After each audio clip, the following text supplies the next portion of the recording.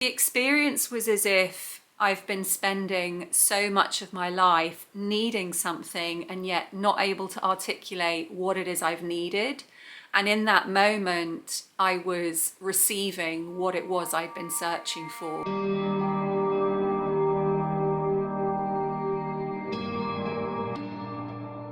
As part of my trauma healing journey, today I am going for a sound massage.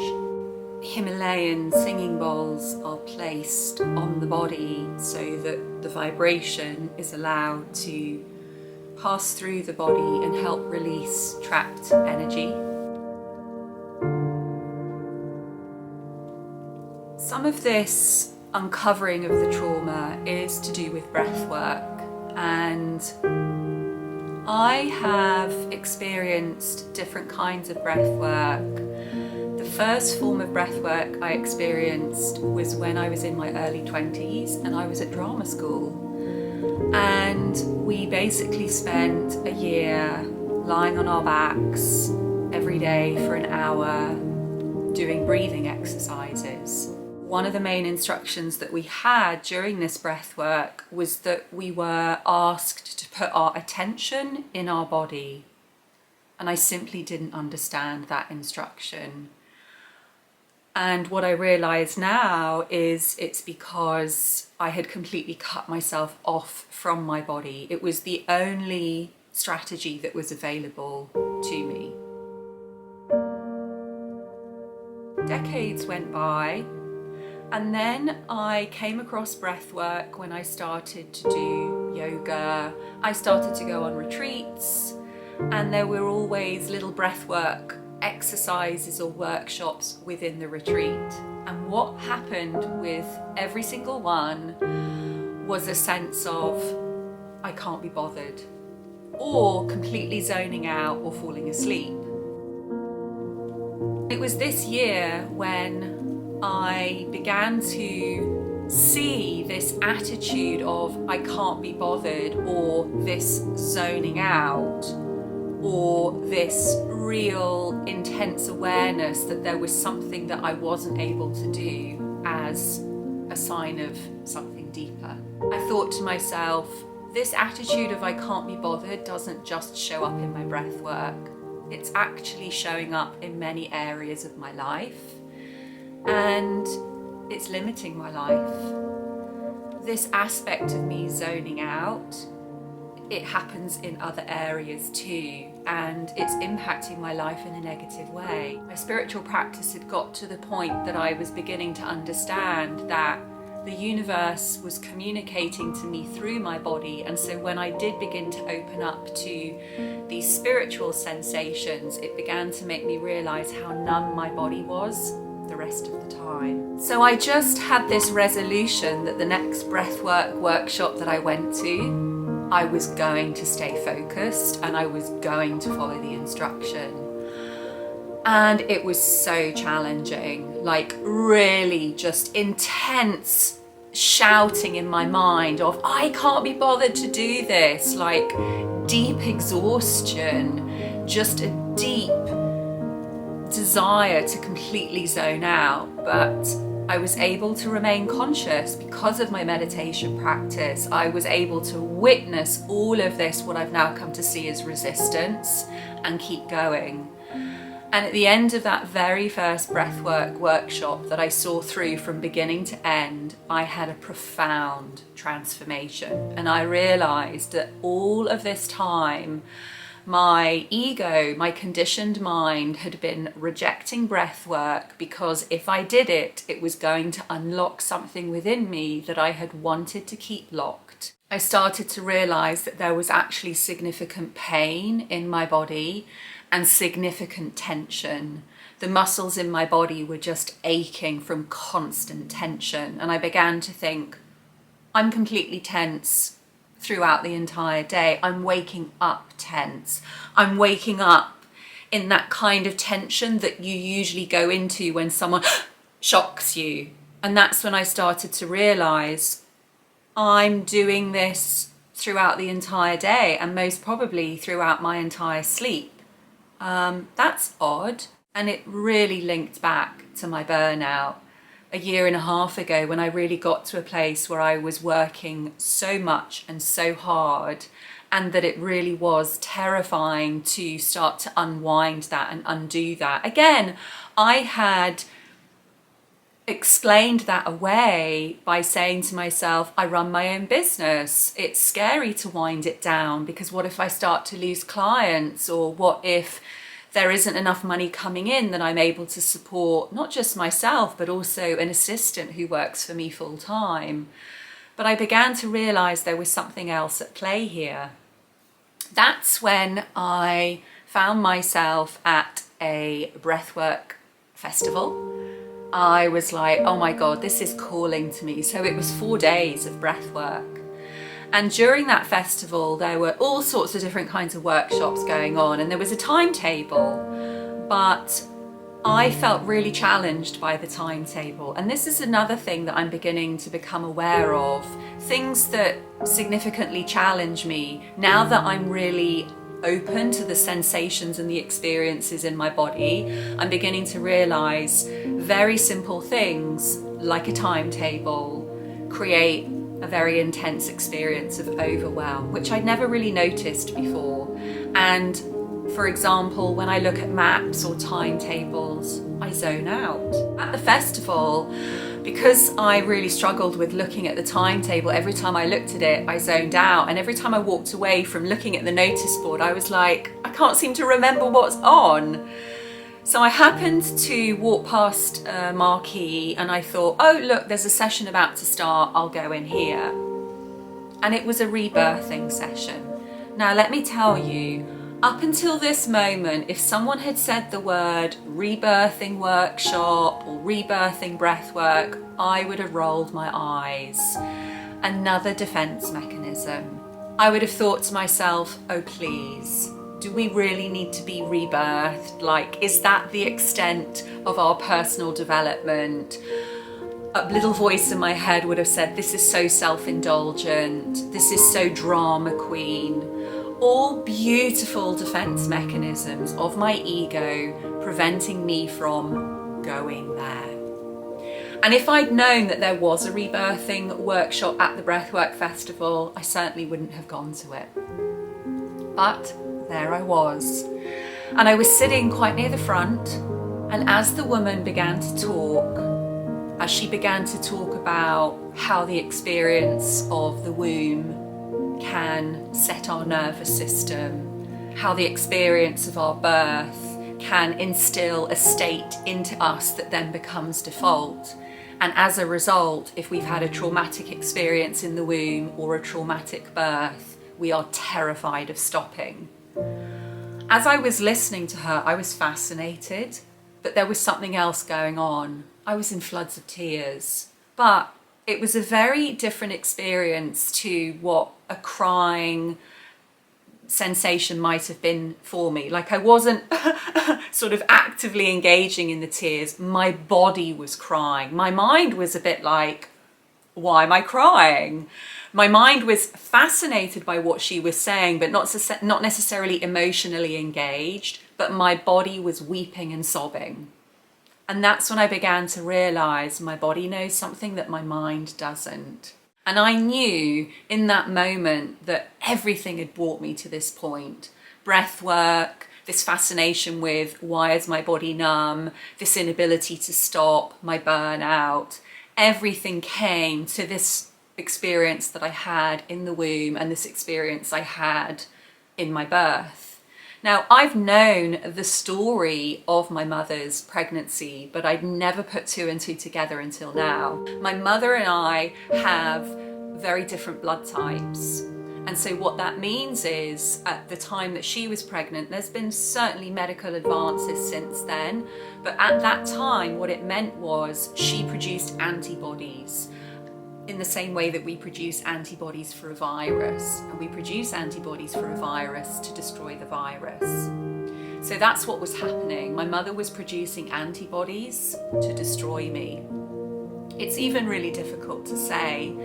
And the strange thing is that I've told this story before going to this rebirthing workshop, and I have felt no emotion involved. I've told it as a kind of matter of fact. To be honest, I've even kind of laughed or been slightly proud of it. But now, when I think about this, the emotion is just intense.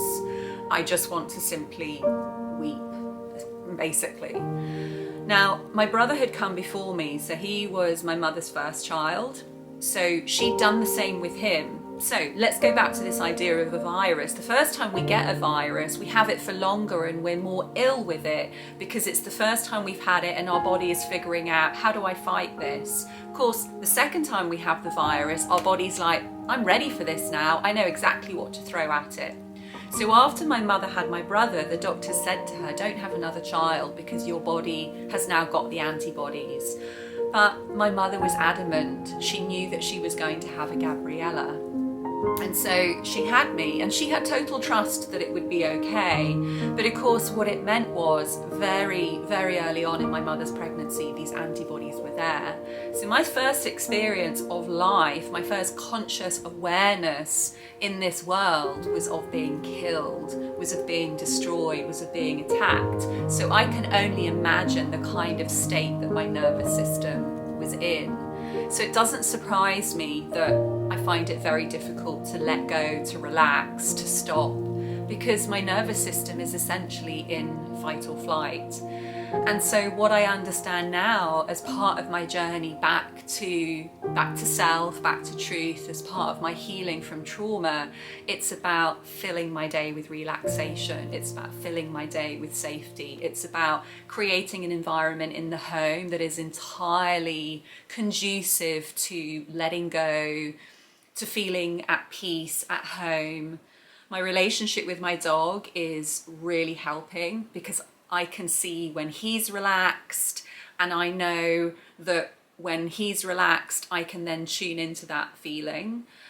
I make sure that there's a really beautiful aromatic smell in the home because again, it really tunes me into the present moment, and it keeps me from just reliving my trauma over and over and over throughout the day, which is essentially what's been happening.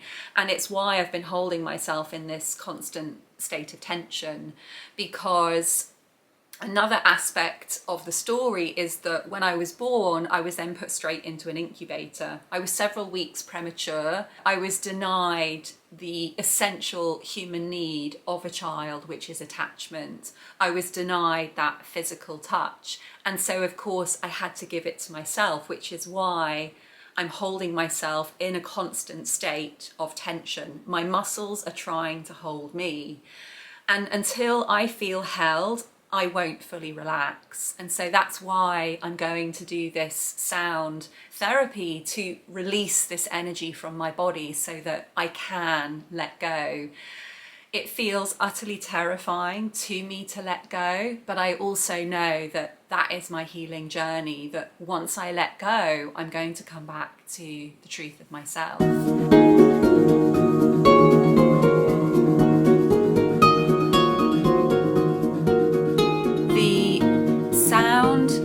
Massage experience was unbelievable. When I arrived and the lady who was going to be doing the sound massage asked me how I was, I could barely just say to her, I'm feeling incredibly challenged. There was a lot of tension in the left-hand side of my body. I hardly ever get headaches, but I've been getting these headaches in the left-hand side of my head. My neck was really stiff. My arm was really stiff. I kept saying to myself, this is frivolous, this is unnecessary, why are you going on this healing journey? She did a little bit of massage around my neck and on my shoulders and on my arm. And then she played some of her Himalayan singing bowls, and there was one bowl and the sound of it was like a sound that I had unconsciously been desiring to hear my whole life. She placed the bowl on different areas of my back, going all down my spine, and I could feel the vibrations coming through my body. For me, I think the reason that massage hasn't helped this trauma tension in my body is because I've had this desire of like something to be fully inside me, not coming from outside of me. And it was only really when I felt the vibration of the bowl, the sound going through my body, that I realized this is what I've been looking for. I think the massage helped, because when she did the massage, I then relaxed a little bit. And at a certain point in the treatment, I started to cry. She just touched me very gently on the shoulder and she said, "Are you okay? Do you want me to continue?"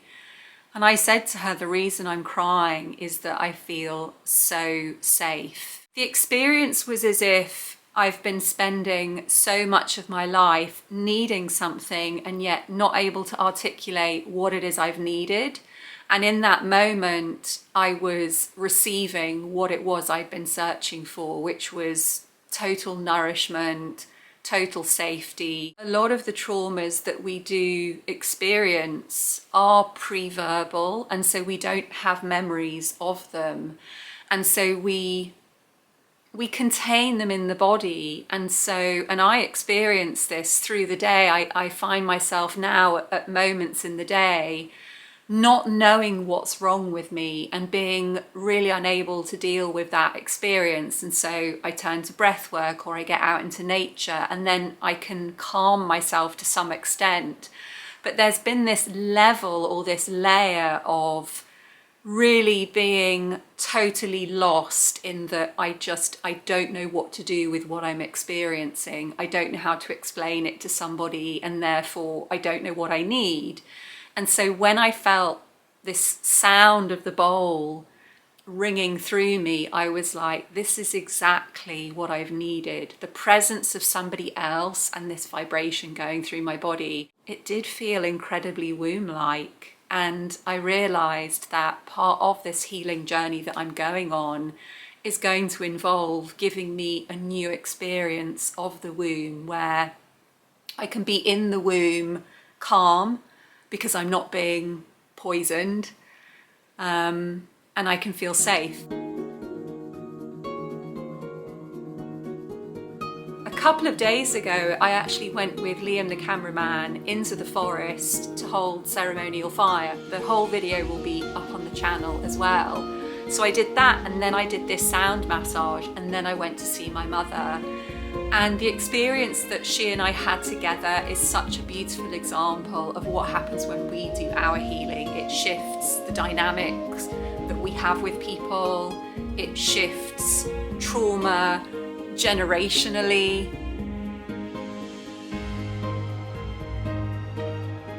She was watching television, and usually when she's watching television, she just shows no interest in seeing you. She's like, I'm watching something, don't disturb me. As I came into the room, she switched the television off and she turned and she gave me my full attention. And I was like, whoa, she's here, she's present, she's available to me. Now, it's not that that's never happened, but the coincidence of that happening was not lost on me. And I thought to myself, I'm going to tell her. So I explained about the Breathwork Festival and discovering this birth trauma and the massage and the work that I've been doing so far. She listened in a way that was incredibly healing for me. If you've got this far in the video, it means that something's resonated with you. And so I'd love to hear what it is that has resonated with you. I realise that there's been quite a shift with the content that I'm producing on this channel. And the shift is really a reflection of what's important to me now. And I simply want to say thank you for those of you who are watching this content. It really means so much to me. It's not easy to create it, but I simply don't have a choice. It just seems so important to put my experience out there, simply because I know that if I was having this experience and I felt alone and I watched a video like this, it would massively help. So much love to you, and can't wait to continue the journey with you.